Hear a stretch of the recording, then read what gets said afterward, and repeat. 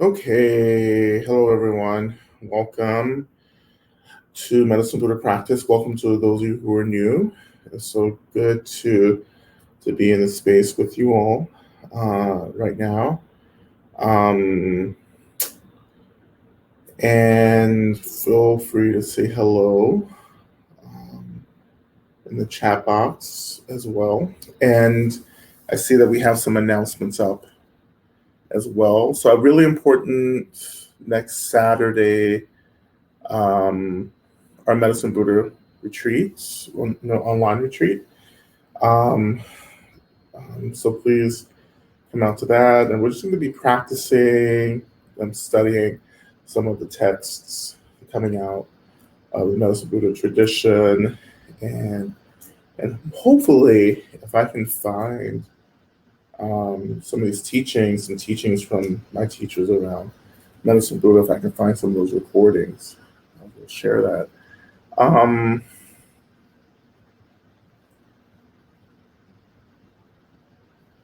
Let's see.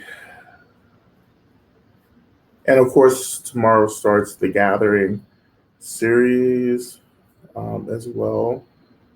For those of you who identify as BIPOC. And of course, you can just go right to the registration and sign up for that. That'll be the next 3 Tuesdays, ending with a Saturday retreat on the 23rd as well. Okay. Okay. Questions can go into the question box at the bottom of the screen.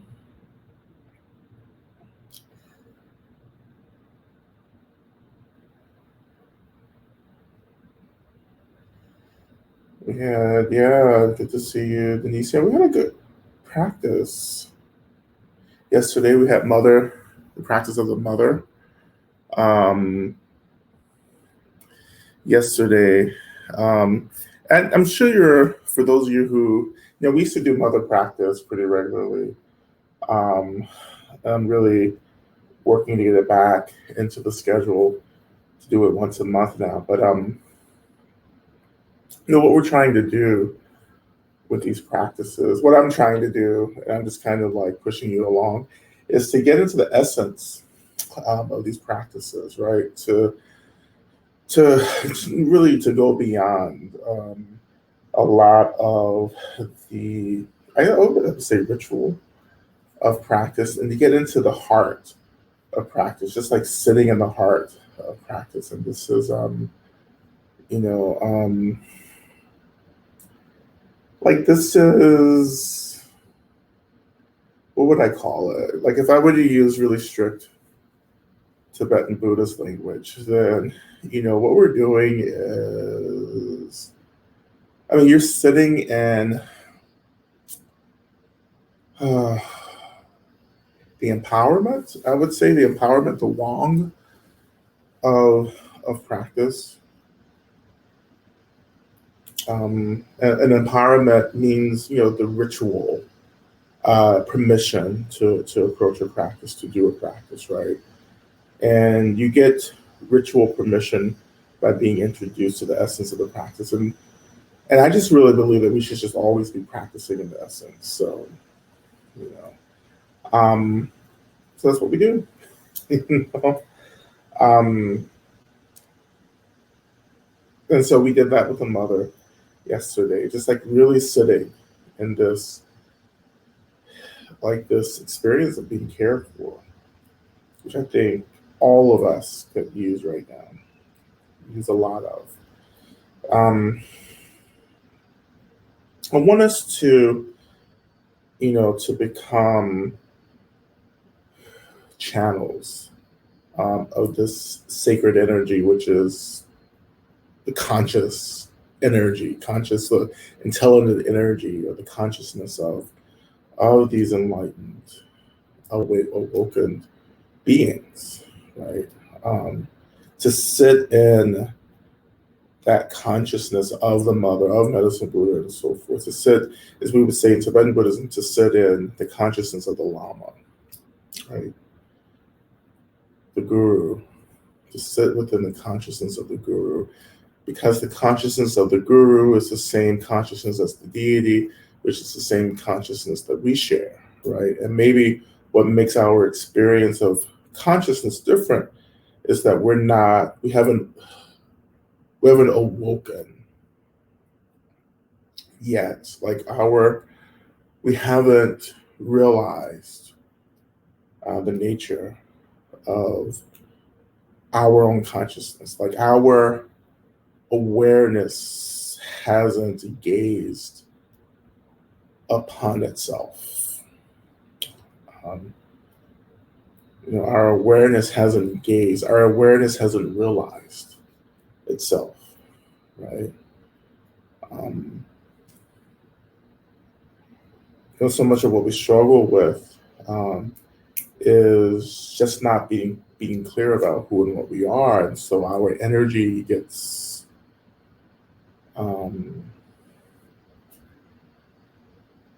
channeled, distracted into other things like the ego, like the sense of self, like the sense of ego,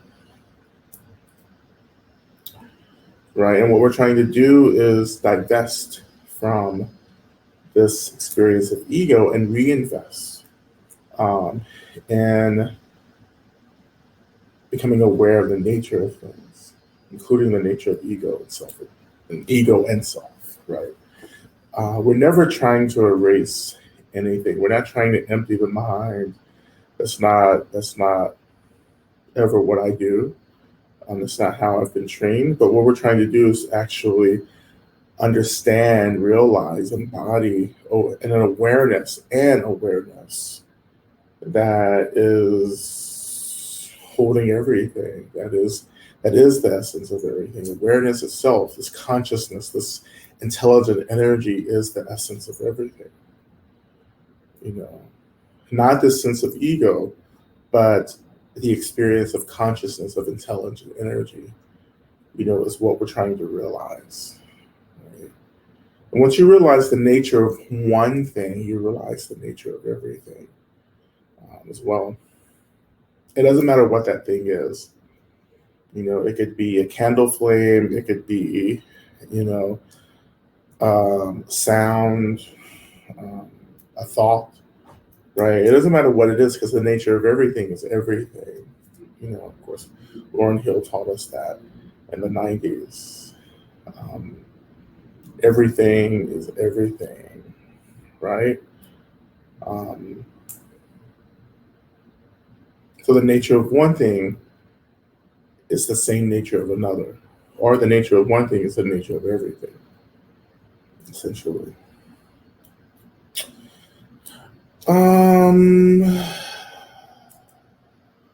Let's see. Yeah, just a reminder, prayer requests can go up, questions can go down into the chat box.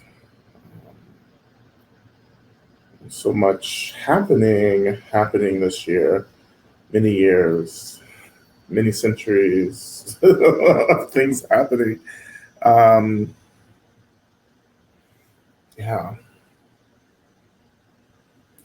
And so, in relationship to all of this, what we're trying to do in terms of developing an experience of the essence of everything is also, once we understand the nature of one thing, again, we understand the nature of everything, including violence. The nature of violence is the same nature as the deity, as Medicine Buddha, right? That's very high level teaching.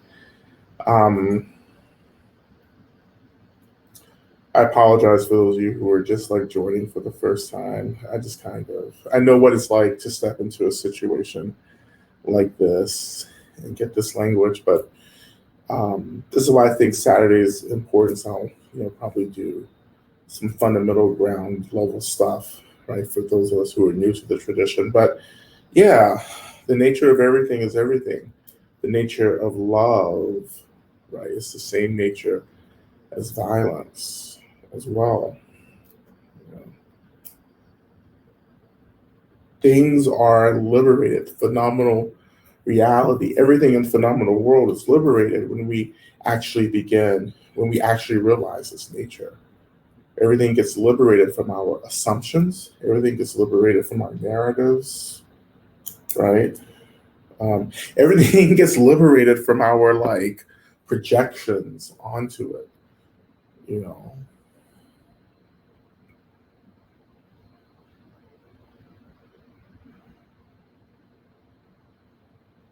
Because in this practice, right, in Tantra, in general, we're trying to liberate everything.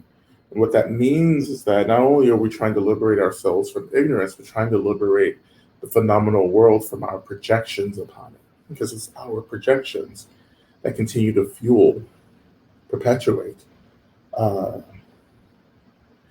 the realness of everything, right? If everything is super real, then there's always, right, the experience of suffering, right? The realer we make everything, the more suffering we will experience, right? And for some of us, the world is super real right now. And because of that, so many of us experience a lot of suffering.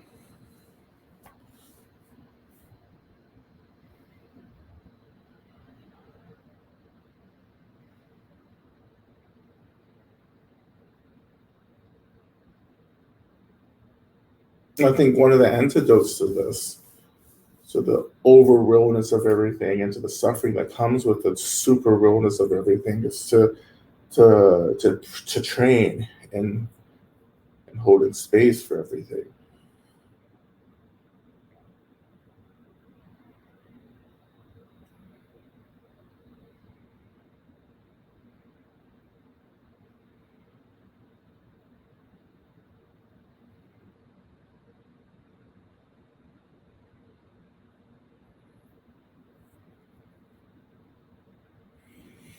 Mm-hmm.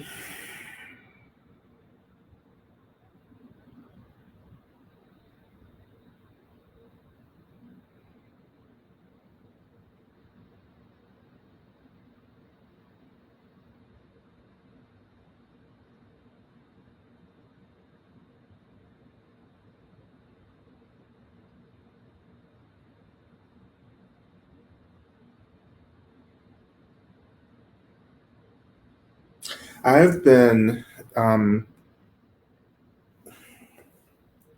really thinking about um, been thinking about I'm always thinking about this, you know, the like what I can do, right, to help all of us kind of show up to the world, right? Um,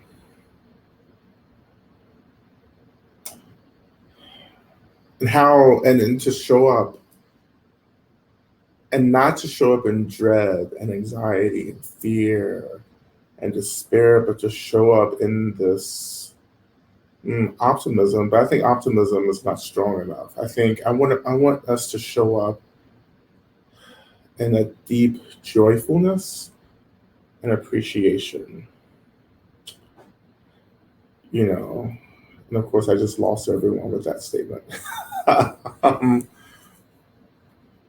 and you say, well, how can we possibly do this? Look at what's going on in the world. Absolutely. But we're not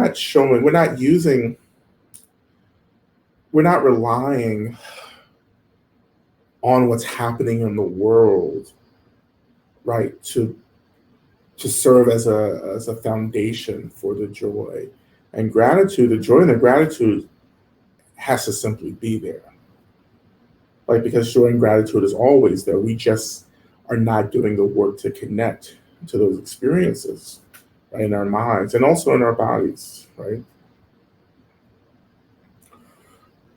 Like we're choosing to get hooked by the realness of everything, like, and the realness that we're perceiving is these are legit things, right? This isn't just like, oh, everything's real. Like this is really a struggle now, right, against um, so much, you know, hate, right, and violence against ourselves, against our communities, right? We're struggling with a real experience of, well, in this country, in America, the United States, we're struggling against um, this real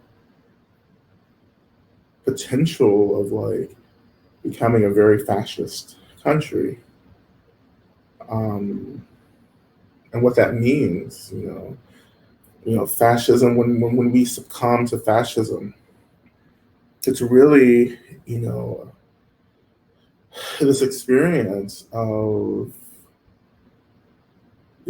people running away, distancing themselves from like their real suffering, their actual experience of suffering, right? And doing everything that one can to control, dominate the world, right? You know, to to control the phenomenal world in order to not have to do anything about the real experiences of suffering that all of us go through, right? Um, and so when I see all the stuff that's happening, you know, I see a lot of people who are afraid of themselves. And so therefore, they're enacting these rituals, perpetuating these rituals in the world in terms of oppressions and segregation, um, banning things and so forth, right? Forcing people into a certain way of being because they don't want to be reminded of their own suffering. And the easiest way to understand that is just think about all the ways in which we have manipulated and controlled and resorted to violence against others around us when we've been in pain and not wanting to do anything about that pain, right? So we react to it, trying to dominate spaces around us, when in fact the only path of liberation is to actually turn that attention back inwards, to begin to tend to and to take care of our own experiences of suffering.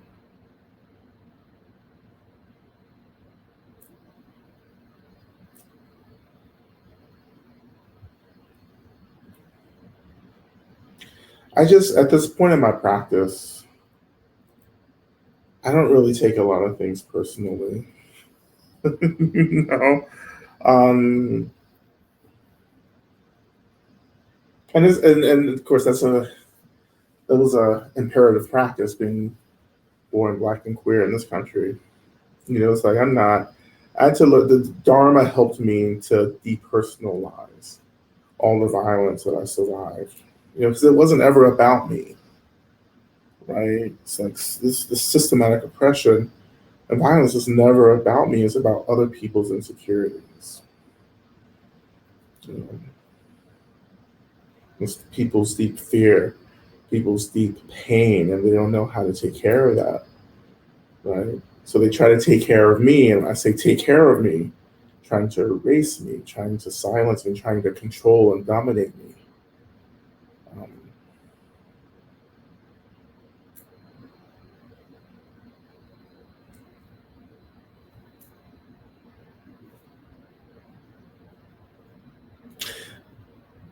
Showing up in gratitude and joy, um, for me is really grounded in this realization, right, that people aren't inherently evil, but people are full of pain, and they're not doing a great job working with that pain. That offers a lot of space to be in the world because this idea of evil is really quite rigid and lacks any kind of change. Like when we label something or someone evil, then we say that's inherently who they are, what the situation is, and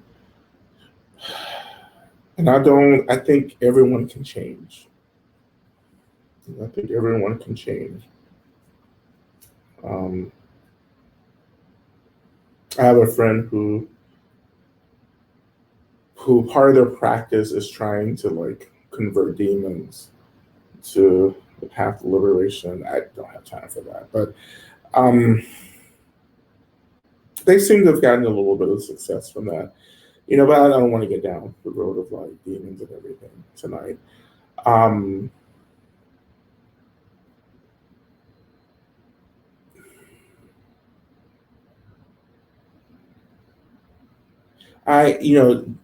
Going back to joy and gratitude, right? And realizing that people are trying their best to work with their own situations of pain is really important, but also is understanding that this isn't my home. Like, this is just an experience I'm having. The phenomenal world is life, the relative. It's just this experience we're passing through, an important experience that we're passing through, a meaningful experience, but this isn't where we belong. Like, this isn't my true home. As Thich Nhat Hanh would say, this is not my true home, nor is this my true face. Even though I really like this face, it is not my true face. It doesn't mean that we stop caring. It actually means that we care more, but that caring actually is held by a lot of spaciousness as well. And in that spaciousness, we begin to experience how everything is being held together, both the joy and the despair can arise together. That the despair, is an expression, has the same essence as joy. Right?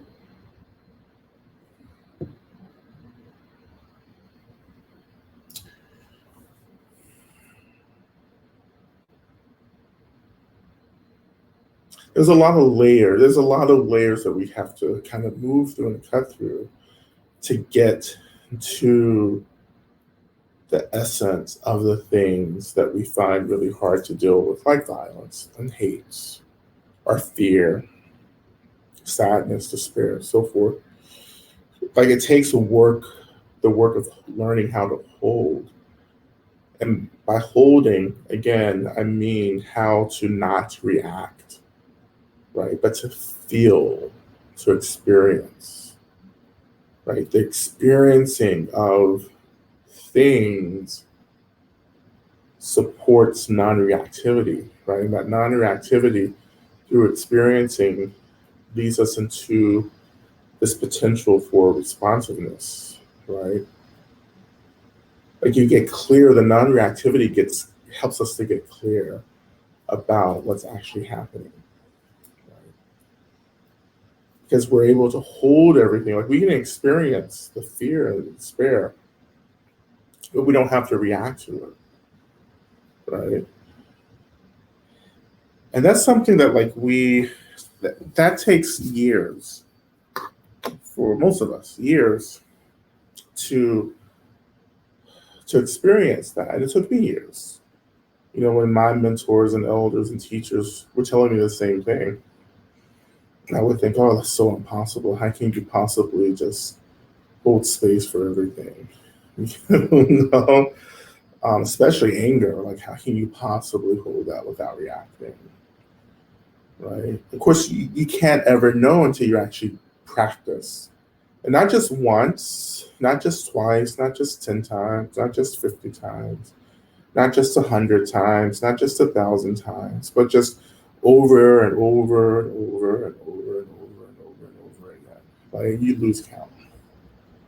Always, every second is an opportunity to recognize a thought or an emotion, and to just hold that emotion and thought, and to allow yourself to experience that, to an extent that is appropriate, of course, right? because we all have different experiences of trauma. So we have to go at different speeds here. You know, and once you begin to hold things, you begin to develop a clarity and insight into everything. This is insight meditation, I think, of vipassana.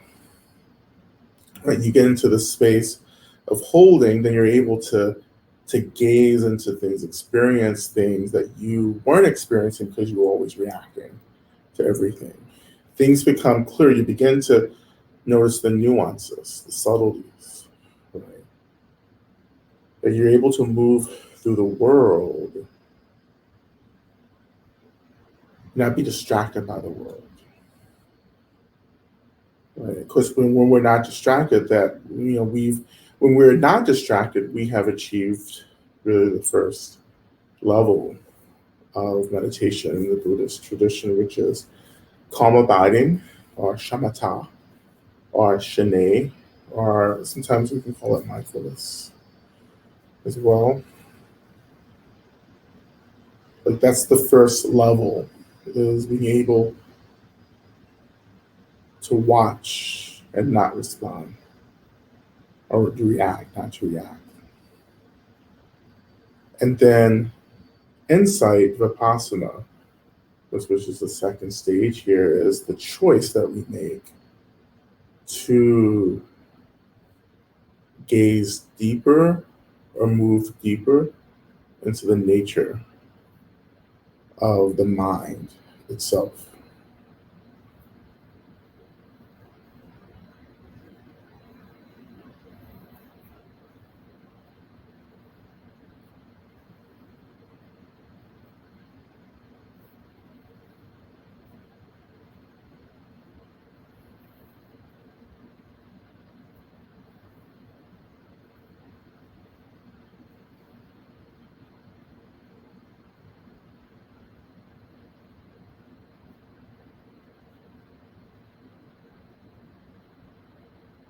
One of the things that happens, so I've read in a book and I also watch a documentary about this. One of the things that happens is the one taste experience. Now, this is, coming out to Tibetan Buddhism, one taste, right? Sameness. And we develop one taste, which is the recognition that everything is everything. That this thing that I hate and this thing that I love are actually the same thing. They're arising out of the same essence, which is emptiness and space and energy. But we keep forgetting that. We keep forgetting that. And this is teaching that you come back to over and over and over again, right? And also to remind you again, that we're not trying to erase anything. We're not trying to get rid of anything. We're trying to hold everything, right? Like there's still going to be suffering. It will be suffering until we achieve complete enlightenment.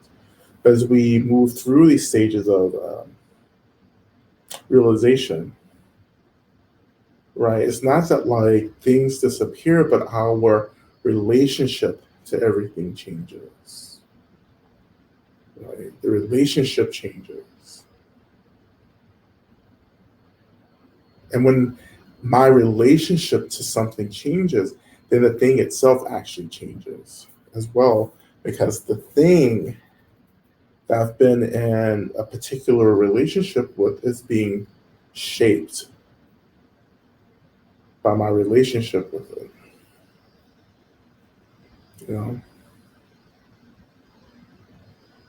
We're creating like the expression of something through relationships that we have with the thing itself.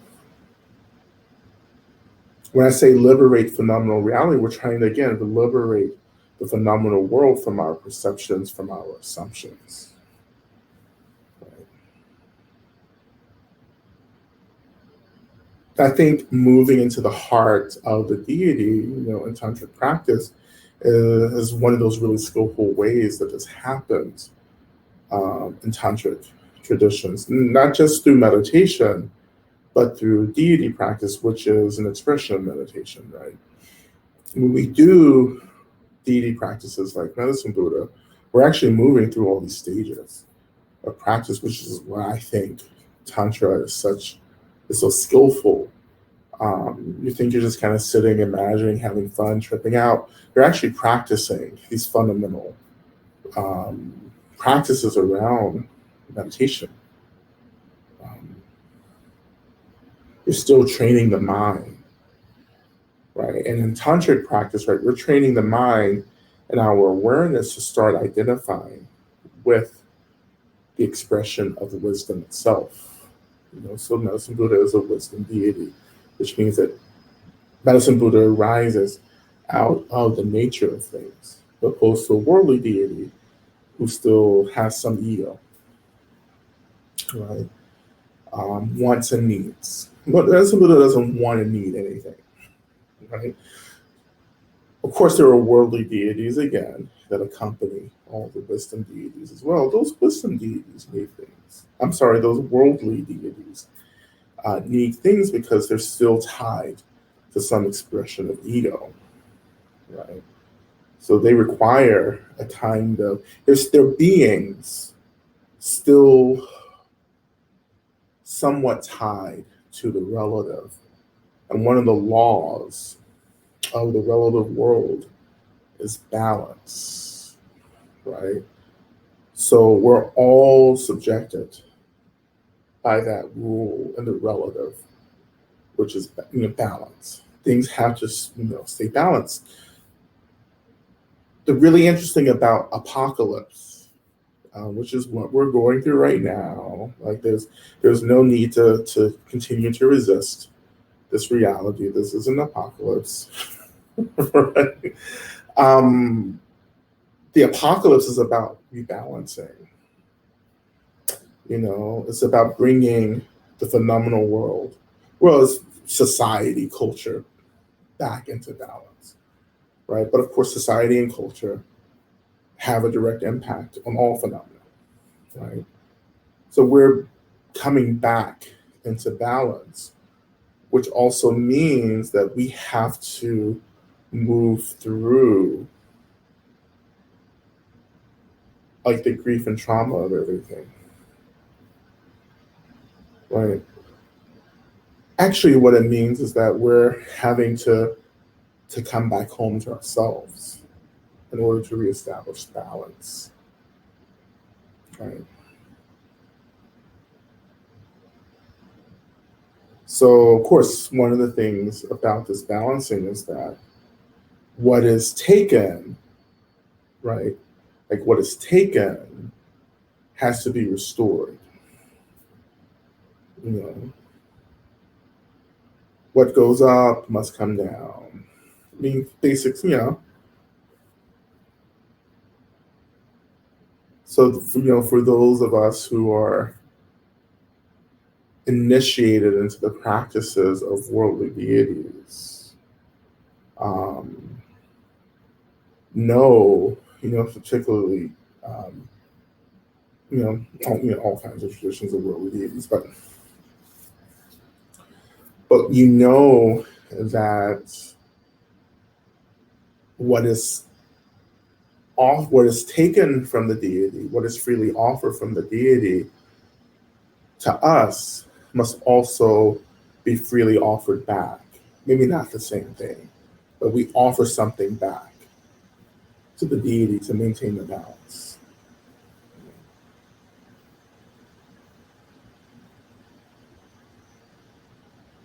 And I started really trying to understand this when I started getting involved, with with all these teachers and everything in my 20s, and just getting involved in like healing with healers and magic practitioners, priestesses. When I started getting involved and stuff, and how there was such an emphasis on balance, because magic, of course, is about balance as well as a relative expression, right? Um, but there was always something owed, right? I would get so frustrated with that.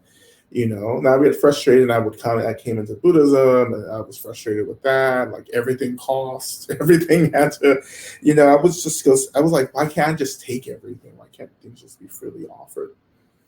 And of course, over the years, I learned that, like, oh, because like there's balance that has to be maintained, right? And I began to see the importance of balancing in all these different experiences and all these different relationships. Like with my teachers, right? It's like they've given me something really important, and I want them to continue to do that for myself and others, and therefore I offer something back, be it money or food or service or something.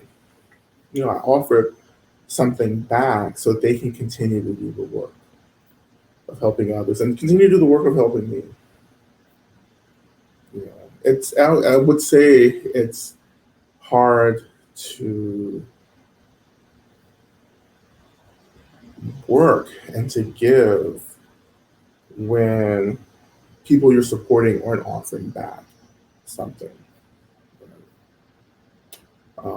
But this is, again, one of the basic laws, right? Is that like I have to continually, I have to keep understanding that I have to keep staying in service and offering to maintain this balance, right?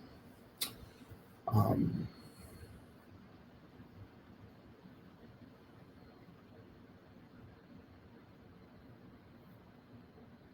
and this balance isn't about good or bad. Again, it's about what's conducive to the balancing of everything. You know, and again, the world is out of balance, right? And I think systems like capitalism, for instance, really has perpetuated imbalance, right? Inequality. Um, Now we're having to come back into balance by any means necessary, really. Because the natural world will find balance again, with or without us. You know, the natural world, the natural world, I'm gonna say the natural world, the environment, the climate will come back into balance. Like we can be a part of that coming back into the balance, or we can be people in the way, of that balancing. Therefore, we will be removed because that's really how nature works. Right? Balance is the law. Right? Um,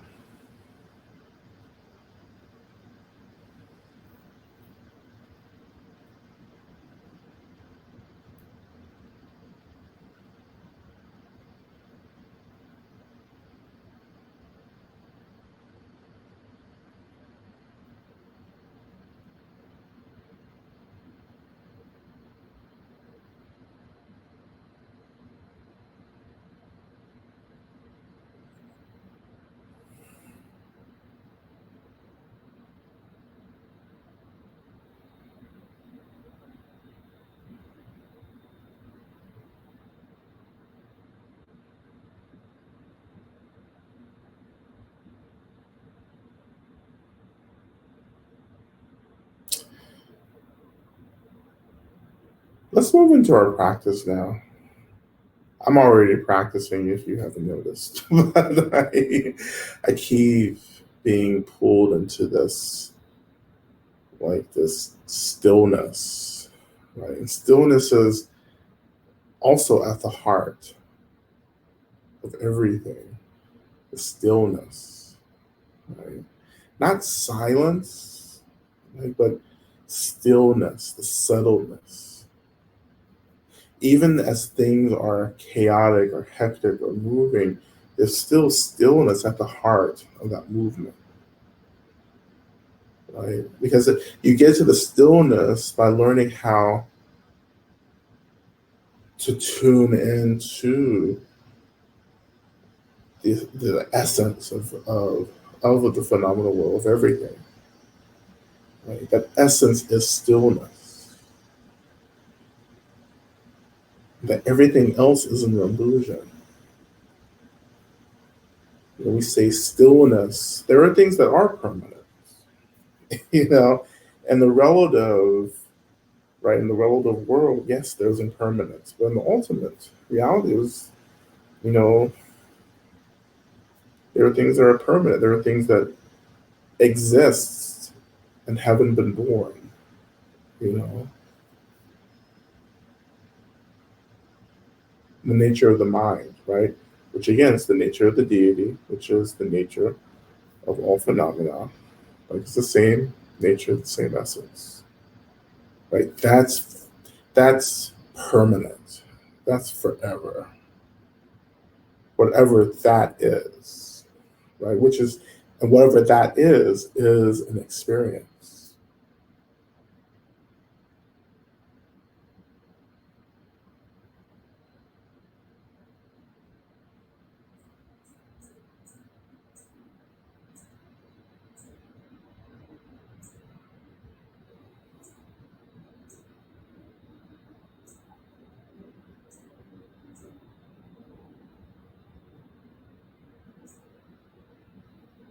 So again, always being our practice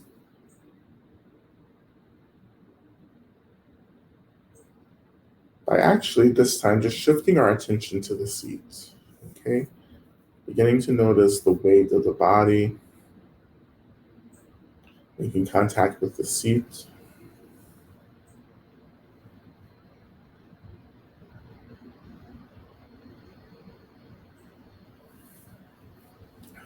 using that sensation of the body meeting the seat as an anchor. This is anchoring our attention.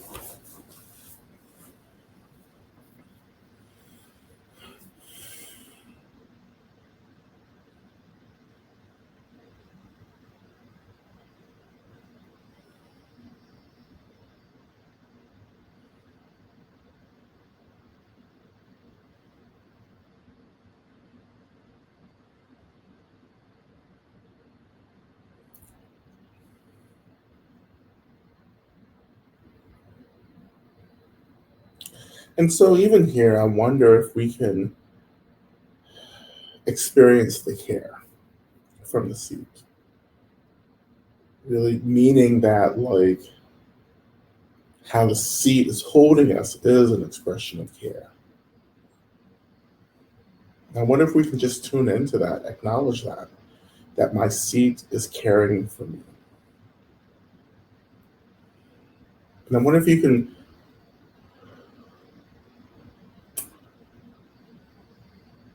surrender to the seat. Just let the seat hold you. Let the seat do this one job, right?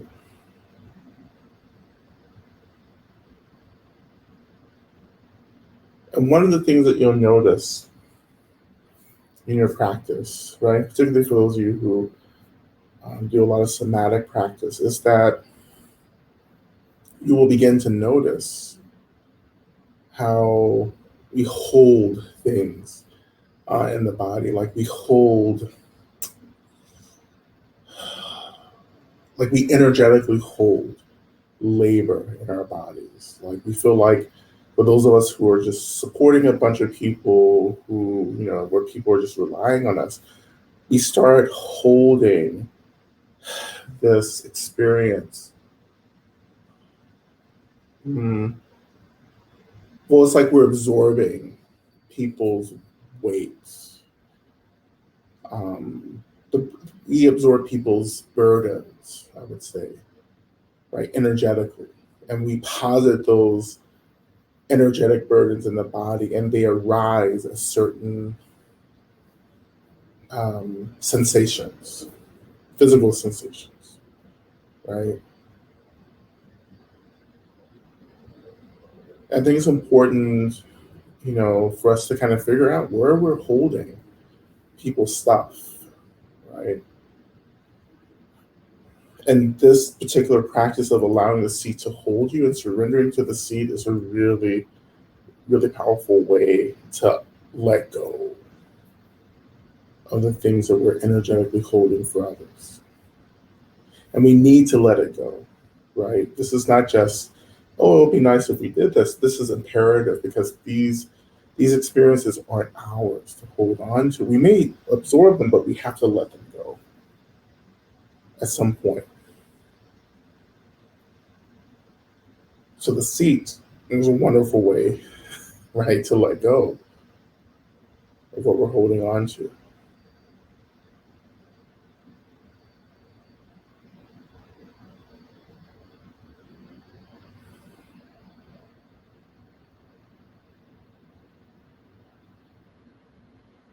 In my practice, I like to just kind of scan through the body and try to notice what feels really heavy and tight, right?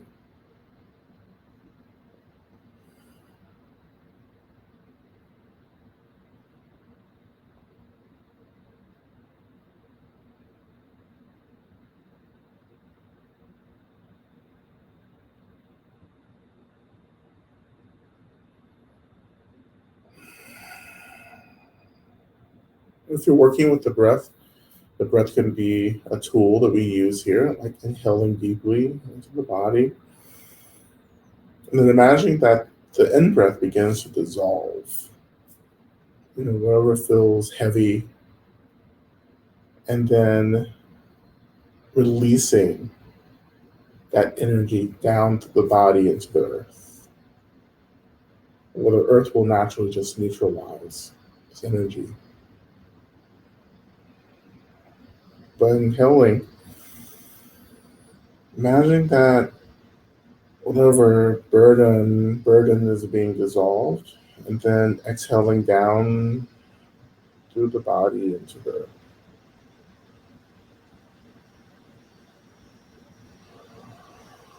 You can even breathe, inhale into an experience of your body, right, that feels heavy, and allowing that breath to dissolve that energy and release it. And this is something that I think we should do. If this is something that's appropriate for you, this is something you should do and can do as much as you want. Definitely before you rest or go to sleep or something. Just releasing.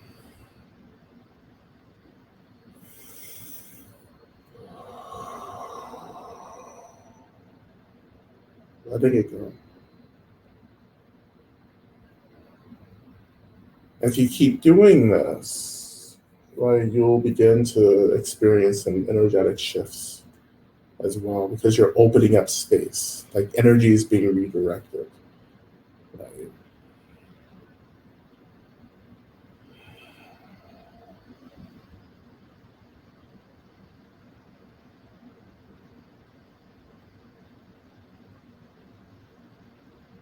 Just a few more moments here.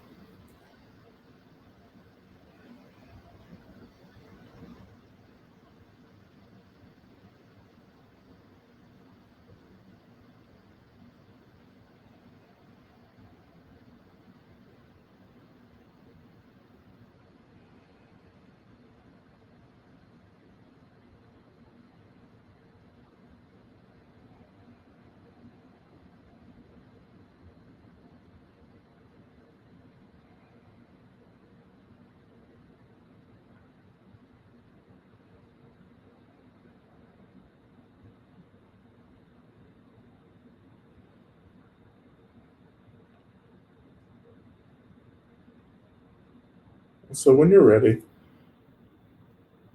you can shift your attention even more through the body, through the seat, down into the earth, the land under you.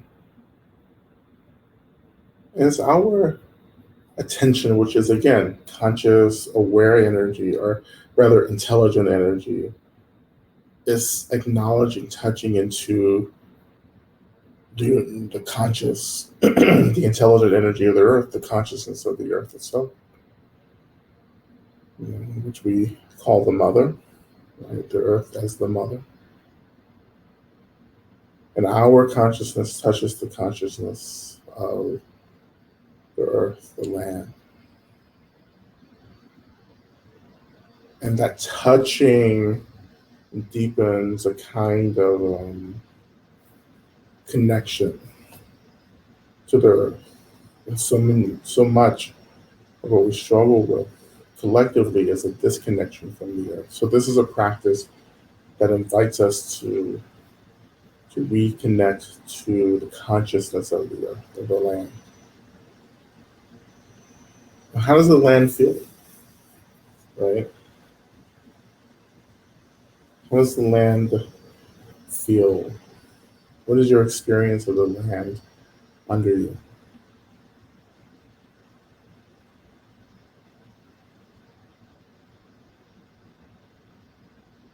And just to say that the land is experiencing more than trauma and sadness and despair.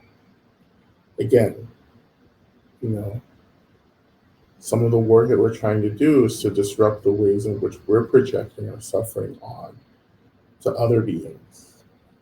Right? And not to say there isn't these energies in the earth expressing themselves in the earth, but that's not the only thing that's happening. And I wonder if we can touch deeper through the grief and sadness into the joy of the land, the richness of the land, to the gratitude of the land.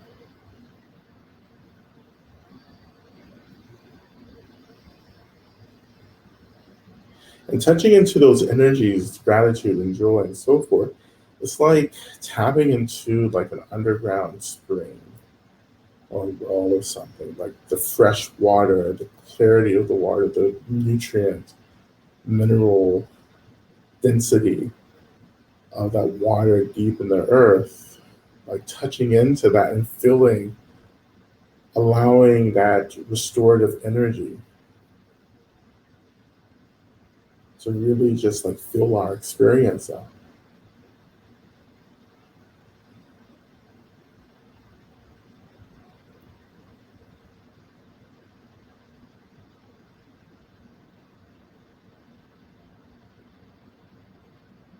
Right? And this is what, just by chance, some of you may be water diviners. Um, I'm not particularly a water diviner, but um, this is part of the work of water divining. It's like connecting to this, to the consciousness of the water element, actually, within the consciousness of the earth, the richness, right? The restorative energy, right? And of course, the water is also drawing nutrients from the earth is drawing nutrients from water, and so forth, that there's a relationship there. But when we, this kind of sacred water divining, where through our consciousness touching into the earth to touch the essence of water, of the clearest, most powerful, nutrient and mineral dense water. These living waters, actually, we call super mineral dense, naturally minerally dense water, living water.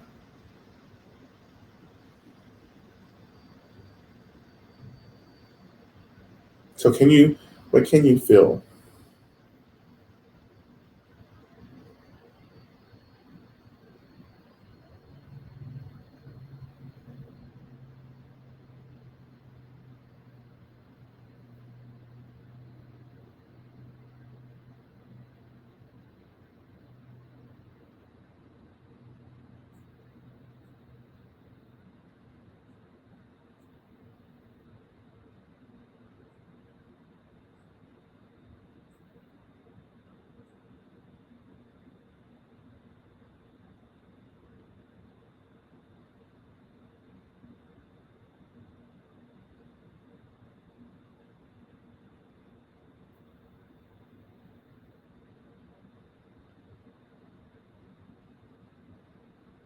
And if you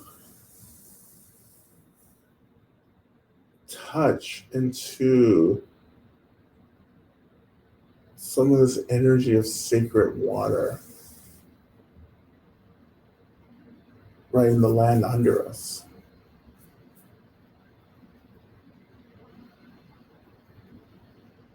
we can actually begin to really consciously draw that essence into our bodies and minds.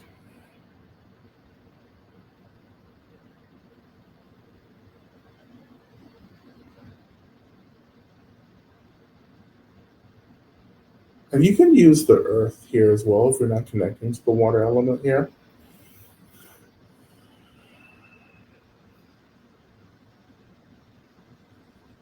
But just like we would do an earth breath, an earth breathing, I begin to imagine that I'm inhaling up into my root chakra, which is our tailbones, area in our tailbones. Like we're inhaling from the source of sacred water or from the consciousness of sacred earth, inhaling the essence of that liberatory, restorative energy into the root chakra, which is our tailbone area in our bodies. And just practicing with that for a couple of moments, right? Just inhaling from the earth, from the living waters in the earth, that restorative energy, inhaling it into the root chakra, tailbone. And we're just imagining that the root chakra, which is energetically about home and stability and groundedness, is actually beginning to be filled with this energy and beginning to feel more stabilized, more grounded, more connected.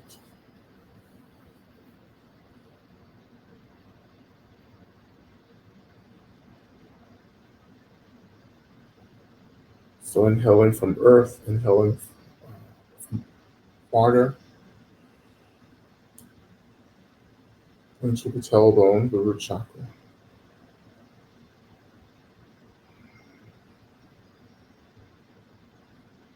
And we can imagine that the root chakra, the tailbone, just becomes awakened, it becomes activated.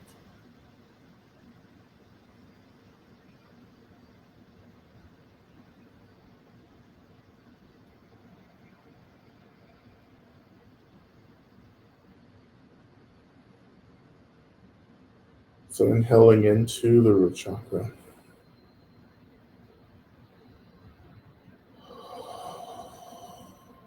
And we'll come back to the exhale. And if you're not working with the breath, just imagining that this energy, the sacred energy from the earth or from water in the earth is really just radiating up into the base of your spine.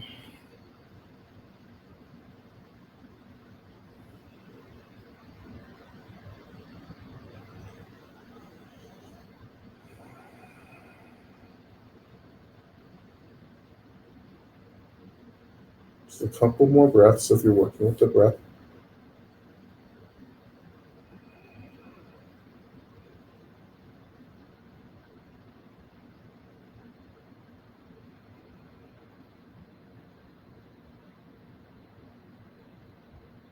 All right. Just go a little further with the breath. So as we inhale up into the tailbone, root chakra, we take a full deep inhale into the root chakra and then hold the breath at the root chakra just for a couple of seconds, or as long as you want, actually, if you're experienced with this kind of pranayama. But holding the breath there, which means that we're intensifying the energy at the base of the spine, the root chakra. And as we prepare to exhale, we're imagining that we're going to exhale that intensified energy from the root chakra up into the heart chakra, which is the upper middle chest. So inhaling into the root chakra, holding,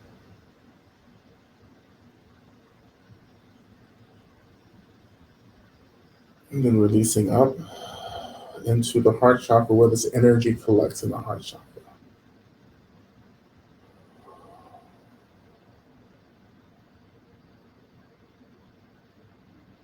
And so we're beginning to also activate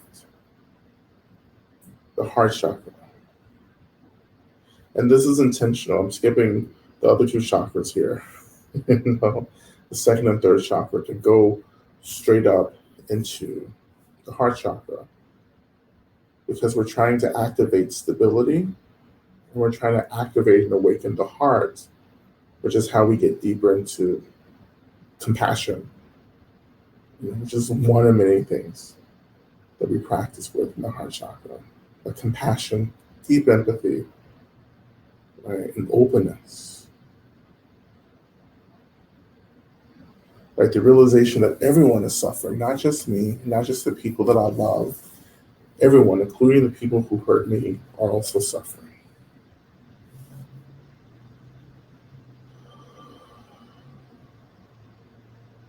And we're activating the root chakra first to cultivate the sense of safety. Right? So safety, home, groundedness, stability. Just a few of the qualities and experiences we're awakening with the root chakra. So if you're not working with the breath, just imagine, of course, this energy from the earth and from the water in the earth absorbing into the root chakra, the base of the spine, and then slowly moving up into the heart chakra.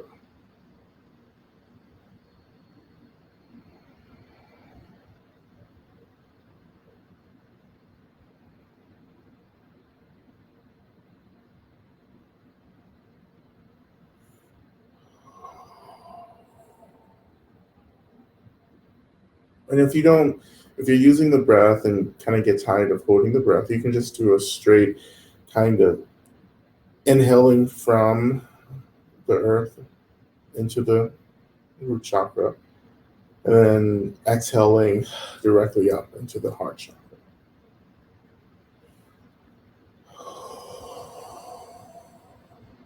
And just noticing awakening in whatever form it's taking, right? And so awakening can feel like openness, expansion.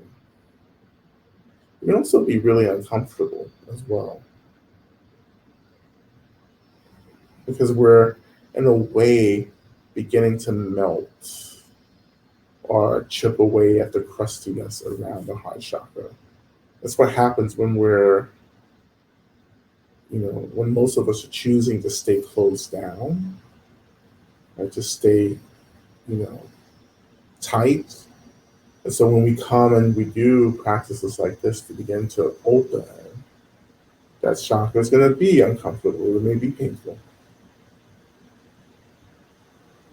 We may feel a little ungrounded. We may feel a little lightheaded as well.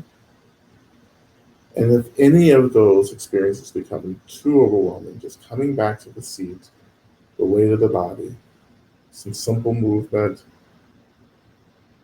a drink of water, taking a break, these kinds of things that kind of help to regulate us.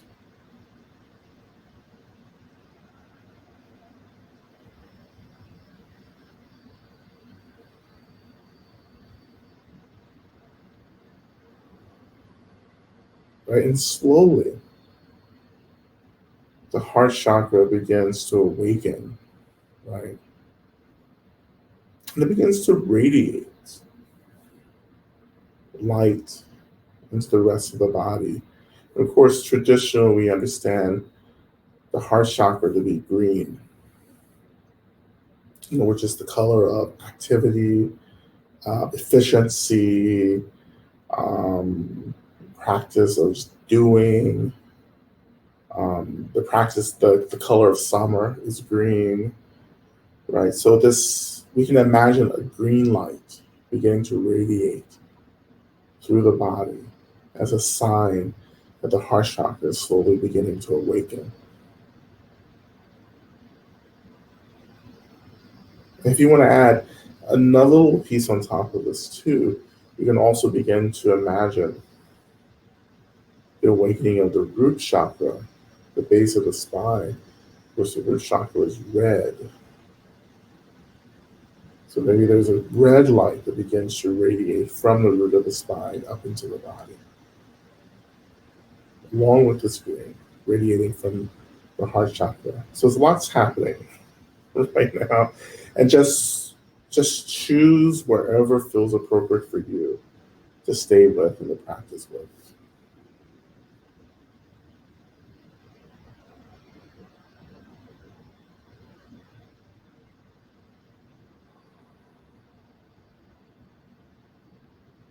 And let's move into our mantras now.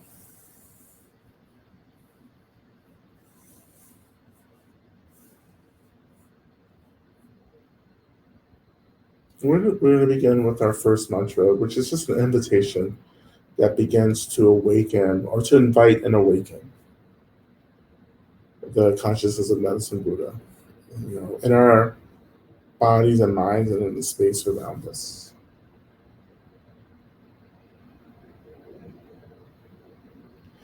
And you can sit and listen, or you can chant, whichever is appropriate for you.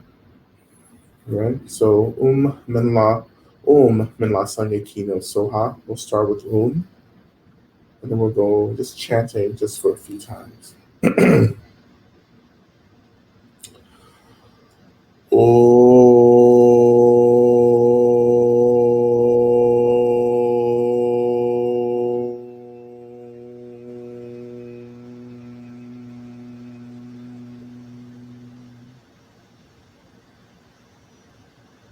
Om La Sangye Kino Soha.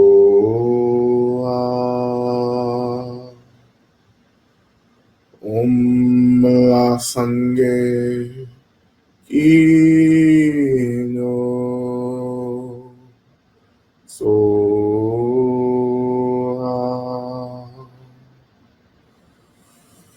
Om La Sangye Kino Soha.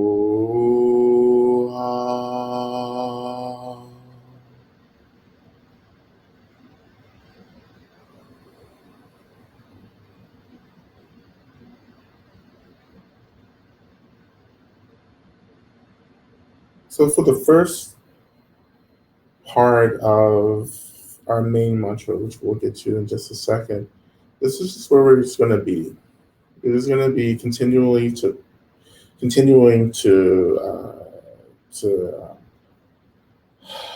like breathe this inhale this energy from the earth up into the body. It's energy of the water now. So the energy of the earth may come to us as being energy, stabilizing energy, grounded energy, the energy of sacred water, right? It's the energy of fluidity, of movement.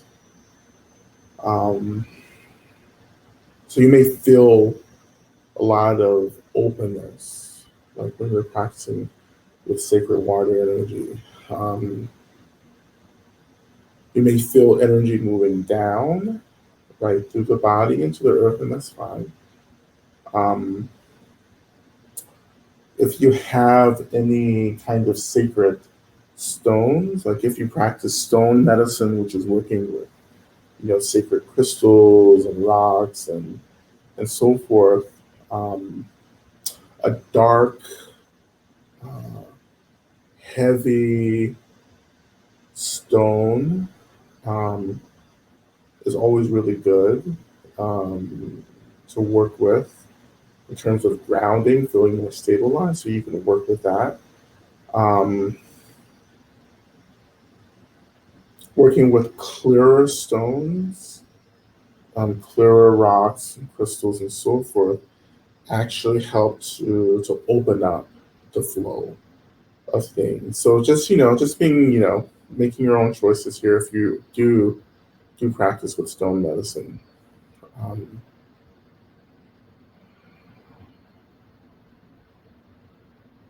But again, the stabilizing of the earth, the fluidity and movement of sacred water, maybe filling those together in your practice.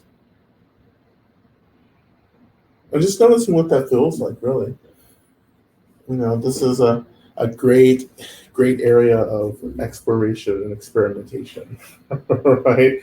Welcome to Tantra. You just do shit and see what happens, right? But as we go into our main mantra, Teata Bekinze, Maha Bekinze, Rasa Sumo Gate, so hard, just sitting in this energy. Be it the movement of energy from water, be it the stabilization of energy through the earth, or be it a combination of both. My, I would say kosha, my body type in Ayurveda is kapha, and so I'm the combination of water and earth, which may make mud, but so this is like a very natural, energetic place for me to practice at the union of water and earth. But noticing again the awakening, right, at the heart chakra, the awakening of the root chakra, on top of that, as you're continuing to work with this energy. And just sitting and holding it.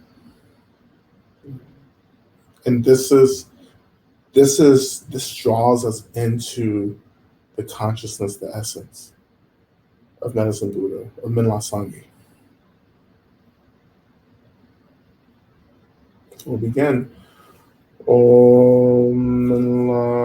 Om Teata Bekenze Ma Bekenze Rasa Sum Gate Soa Teata Bekenze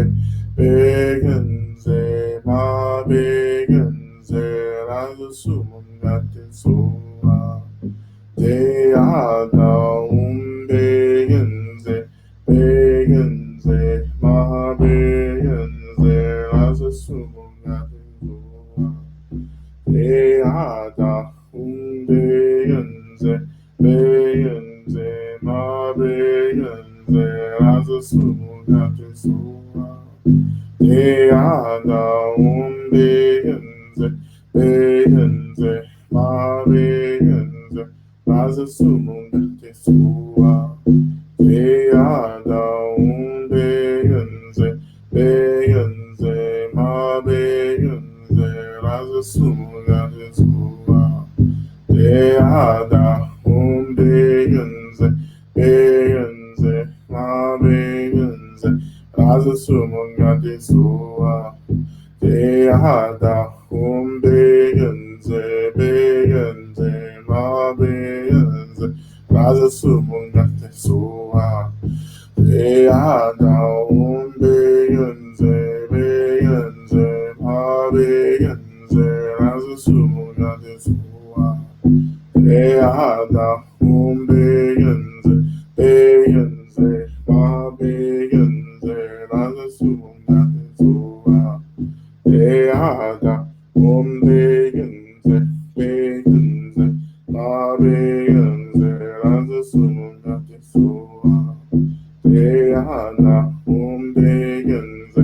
Bekenze Ma Bekenze Rasa Sum Gate Soa Teata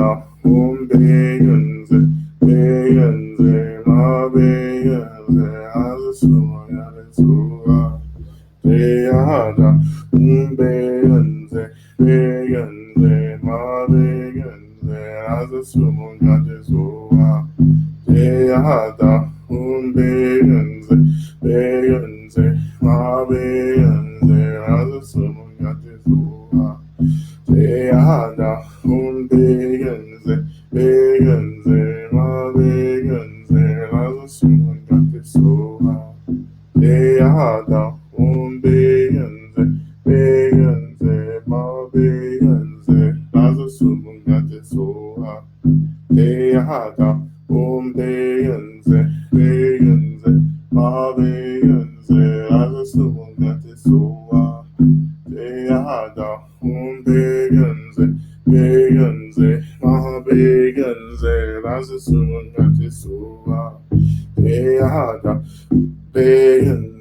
begenze, ma begenze, also sumangate soa.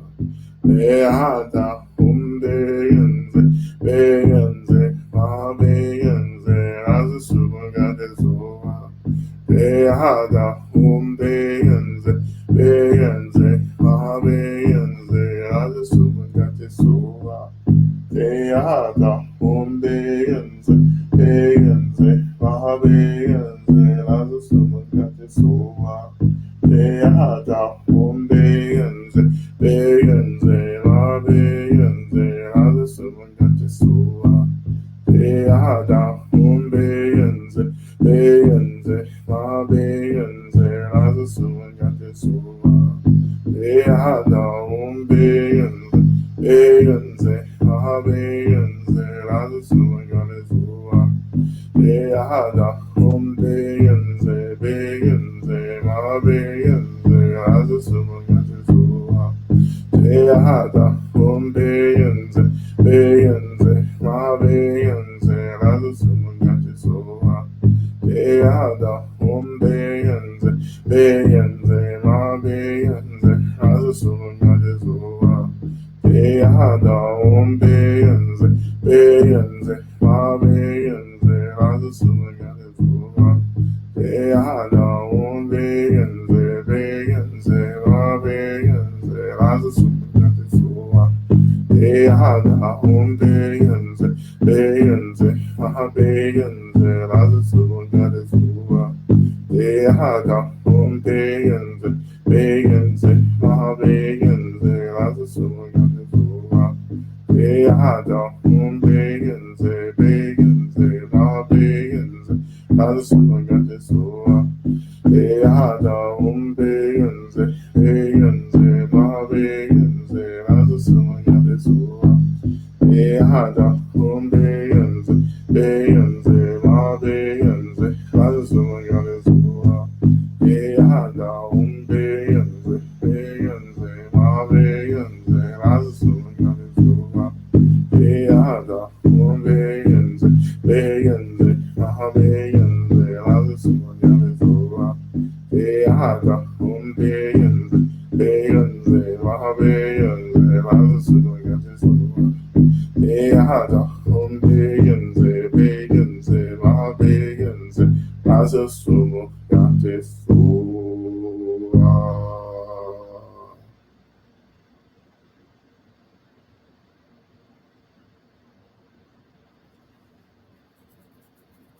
I'm just going to offer our collective prayers.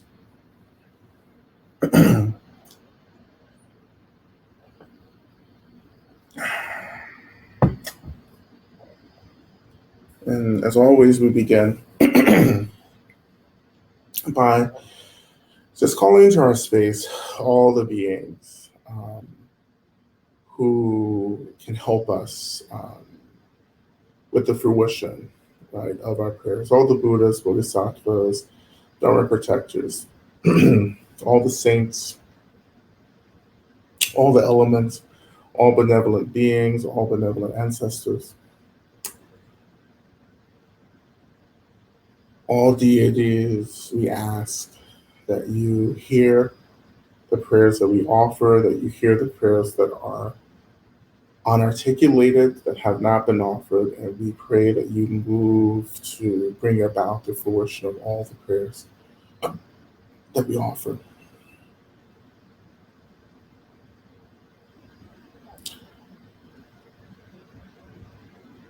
We're offering prayers for my recovery from COVID and my friends, for all those with COVID, to all of us with a disrupted attachment from Mother Earth, offering a prayer for balance in my own body, offering prayers that may, for my ability to skillfully grieve and integrate after the medical system almost killed me in the past several months. I pray to stay with the awakening brought by the reality of my death.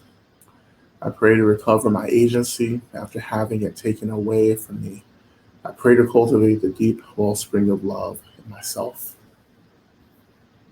We're offering prayers for those held by grief and anxiety.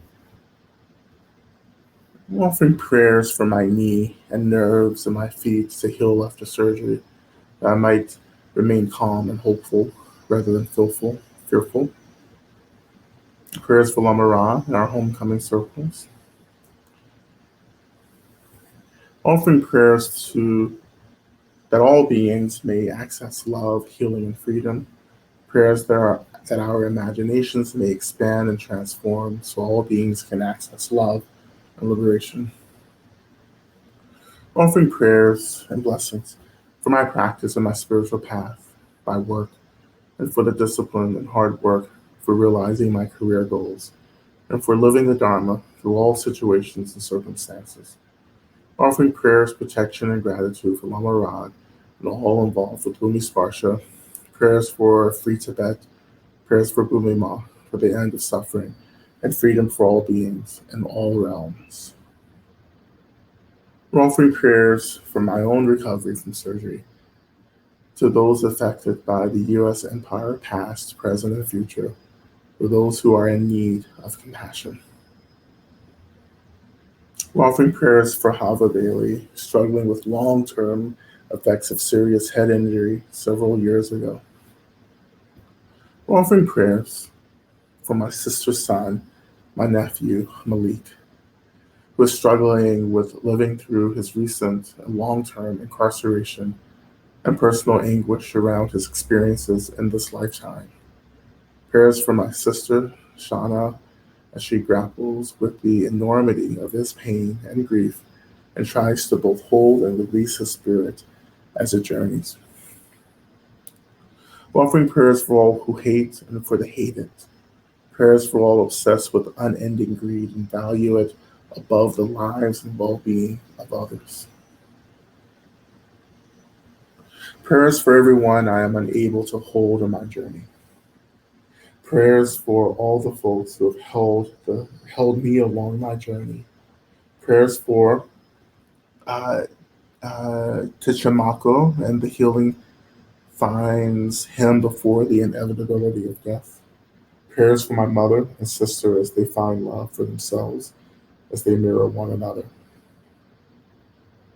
We're offering prayers for my father, who is undergoing a procedure on his heart this week. Prayers that he experiences as little pain and suffering as possible, that the operation is successful, and that it brings him health and happiness. I'm offering prayers for Rhiannon, Jen, me, and everyone with the uterus. We're offering prayers for my mom. May she find peace and feel connected as she contends with multiple illnesses and physical pain. Prayers for me.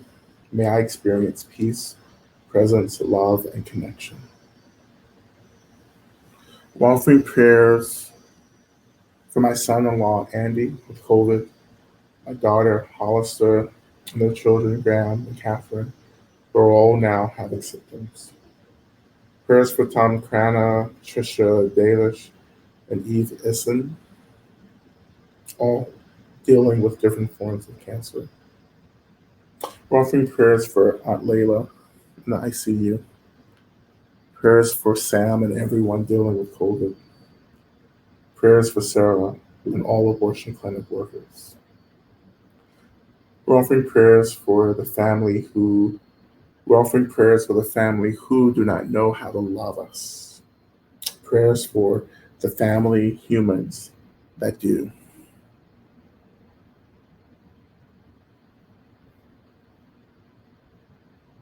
We're offering prayers for Isabel, who will be undergoing surgery for removal of a cancerous growth next Monday. Becca, who has a teenager who recently came out as trans, and wisdom in how to be skillful in relating to her child.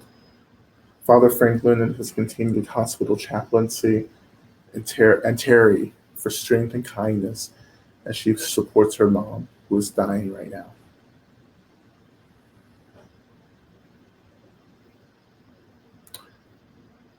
Offering prayers for Kat and her mom, who is entering the bardo. Prayers for Terry, who has COVID for the second time in the month.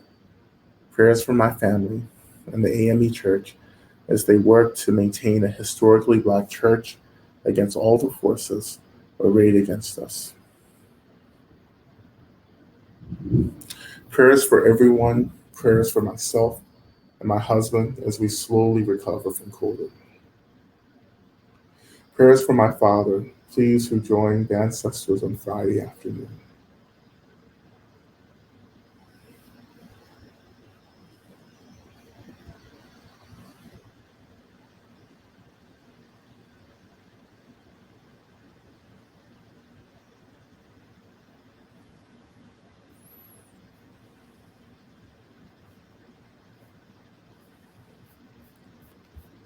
And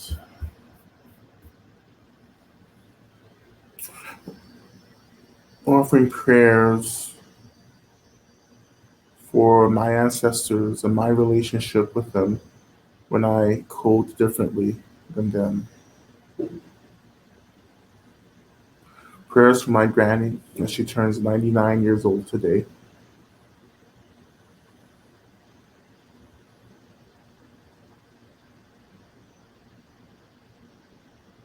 Prayers for me as I navigate a very difficult relationship with my mother after the passing of my father.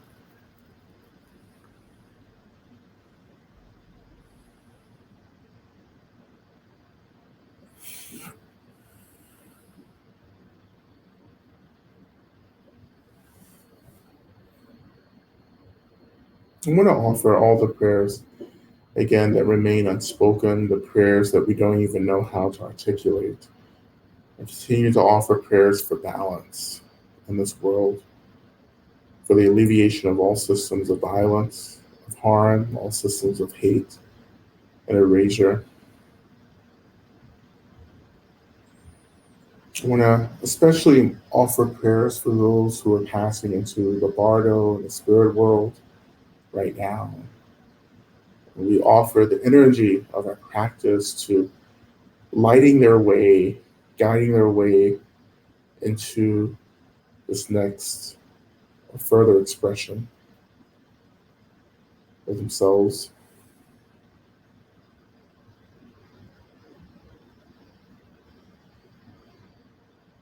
We pray for the planet as well, for our climate.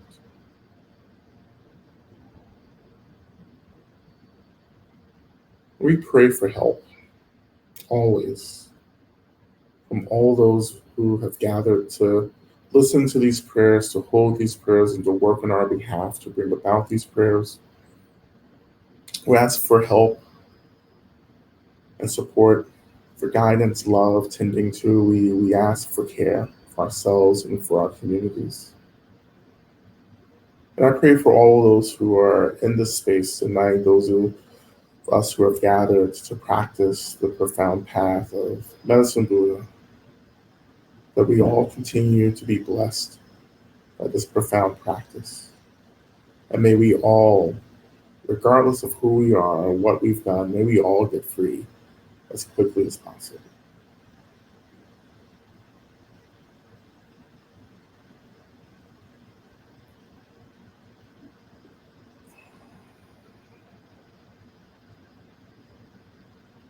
So as we go back into just a couple of minutes of this main mantra, I just encourage you just to continue to sit with deeply embodying this energy of water and earth. And maybe we can begin to imagine, if this is something that's appropriate for you right now, that you begin to share the healing energies of earth and water with those who we've offered prayers for. Just imagining that this energy is radiating from our bodies, from our minds, into the world, into the lives and situations of all those who need these energies right now. Knowing that these energies are an expression of the consciousness of Medicine Buddha. We begin again. Oh.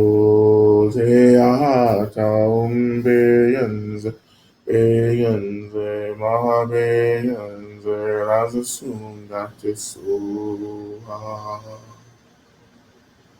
Eana Umbegunze, Begunze, Ma Begunze, Raza Sungate Soha. Eada Umbegunze, Begunze, Ma Begunze, Raza Sungate Soha. Eada Umbegunze, Begunze, Ma Begunze, Raza Sungate Soha. Eada Umbegunze, Begunze, Ma Begunze, Raza Sungate Soha. Eada Umbegunze, Begunze, Ma Begunze, Raza Sungate Soha. Eada Umbegunze, Begunze, Ma Begunze, Raza Sungate Soha. Eada Umbegunze, Begunze, Ma Begunze, Raza Sungate Soha.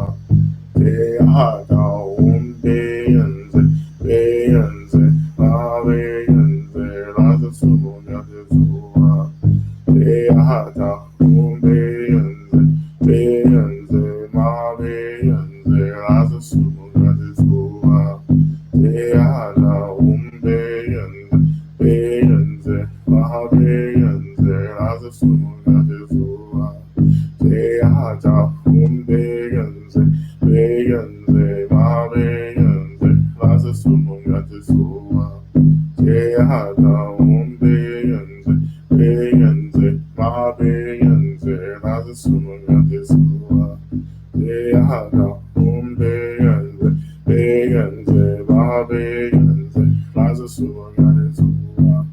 Eada Umbegunze, Begunze, Ma Begunze, Raza Sungate Soha. Eada Umbegunze, Begunze, Ma Begunze, Raza Sungate Soha. Eada Umbegunze, Begunze, Ma Begunze, Raza Sungate Soha. Eada Umbegunze, Begunze, Ma Begunze, Raza Sungate Soha.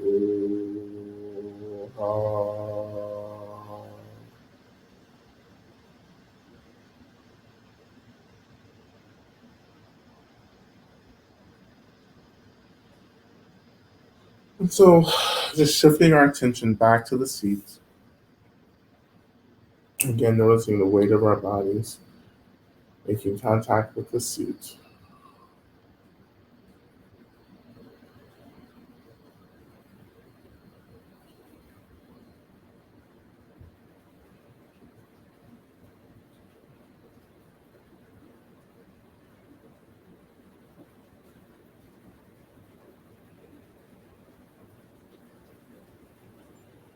We're gonna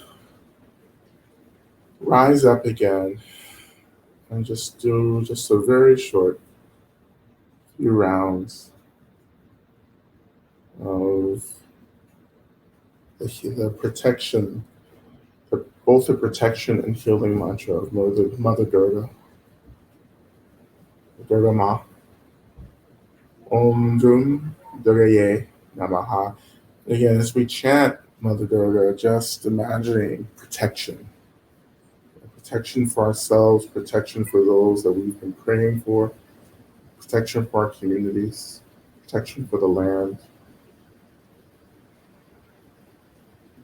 Trusting that everything that we offer prayers for, everyone we offer prayers for, in our praying and in our chanting is protected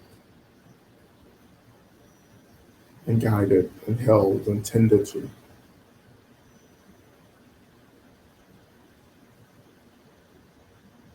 And we'll begin with Om. When we go into the Mother's mantra. Oh.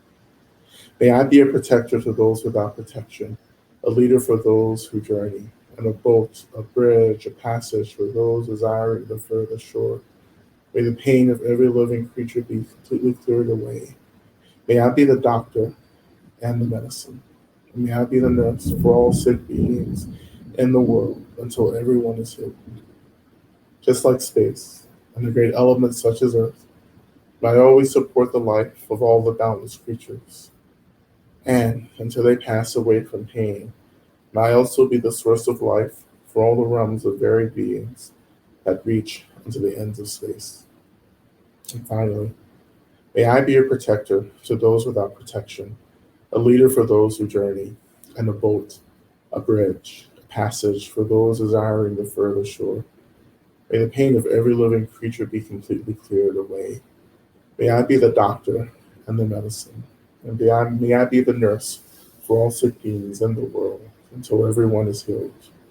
Just like space and the great elements such as earth, may I always support the life of all the boundless creatures.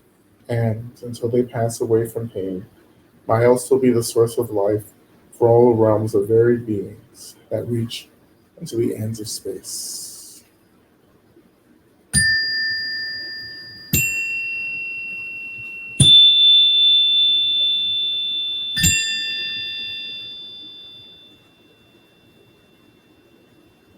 Okay.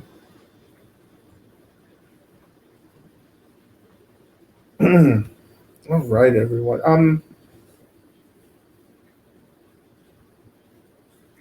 I um, I'm just gonna just try to get answer these two questions here. I know we're always past time, so if you stay on, that'll be fine. Of course, this is recorded, um, so you can look at the recording later. Question. First question. Um, so since Roe versus Wade was struck down, I've been in a freeze state, right? It's a trauma, like it's a trauma response. Everything feels very heavy, and it's taking so much energy to keep going as I try to process this amid ongoing mass shootings and the general end of the world. Okay, you have suggestions on how to keep going, to not give in to depression, not to have um, not to have old body related trauma triggering constantly. Absolutely, yeah.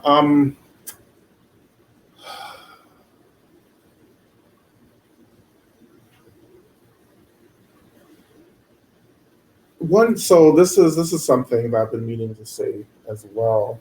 There's so many people right now, in the media, on social media, maybe people in our lives who are just like they're just like, oh my God, it's the end of the world, everything's crumbling, everything's like this is the end, right? And I'm really getting tired of all of this actually.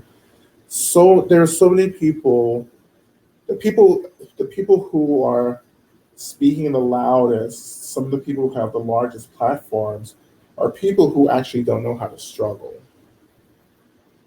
who don't come from cultures of struggle, who um, don't actually know how to push through situations that seem impossible. Um, and I'm just getting, and this is affecting all of us. It really is. And I'm just getting just really annoyed by all of this, because no one in my communities are talking about giving up. Shit. Like I was, I come from a community of struggle. Like every time shit happens, like I just have to call my mom. My mom was like, listen, we're just gonna work. My mom's an organizer, my mom's a spiritual leader. She's like, we just work. We struggle, we work, we get through this. We rely on our practice, we rely on, our beliefs, but we get through this, right? And a practice that I have for all of you, including yourself, Holly, is to remember ancestors who who really people who were alive in times that seemed hopeless, and the work that they did to make sure that we were born into a situation that was a little better, than what they were born into. Remember that strength and courage, because those energies, those what's the plural of consciousness? Consciousnesses are still present. They're still here. And just remember, you know, um, remember. I mean, no one's asked this. I'm just asking in my head. But like, I have an endless supply, endless line of people that I remember and call on. You know, for me recently, it's been Harriet Tubman. You know, um, it's been also recently Fannie Lou Hamer. Um, it's been, like it always changes, because this is one of my main practices is remembering the people who fought, who never gave up, who are the reason we're here now. Like nothing is lost. Nothing is lost, and that's one of the things. This becomes a mantra for us. Nothing is lost. You know, but it means that we have to work harder. We have to organize differently. We have to get together with people and start dreaming a different way of being. Um, you start acting up. You know, um, I don't understand people who follow laws. Once again, I'm black and queer, so like this is just like you know very weird for me. You know, coming from a community where 50 years ago, like it was illegal to be black. It still is illegal to be black, but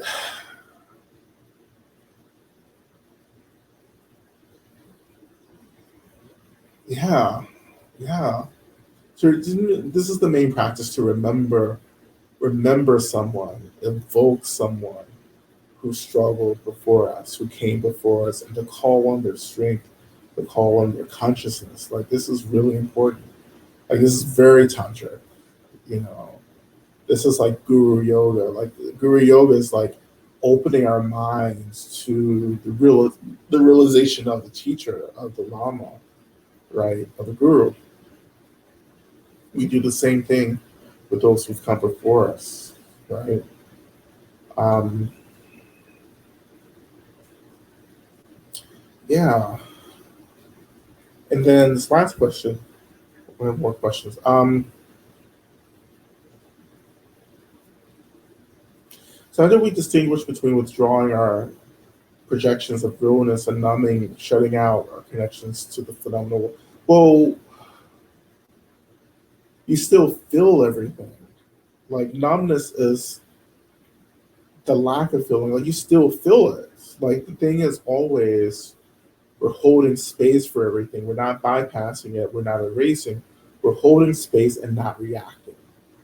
Right? If there's nothing to react to, then that's probably bypassing and shutting down. Um, and I guess you can still hear me. I don't know where I went to on the screen, but okay, there we go. But yeah, when you're not experiencing anything, you're numbing and bypassing, right? Um, like everything is real, relatively real, right? In the relative level, this is real, and I can just feel it, but I don't get lost in it. I don't feel overwhelmed by the world. Now, granted, I do feel overwhelmed by the practices that I'm doing sometimes to support the world. Do you hear the rain? Hear the thunder? It's a really good sign, actually. And let me get to this last question. I will get the question. Let's see. I'm just talking out loud. So when I get stressed, I notice addictive energies resurface. any tantric practices to help cut through addictions. And well, at a really like basic general level, when we start thinking about addictions, I used to actually work in recovery um, before I moved to a monastery. So this area is something that I feel really passionate about. But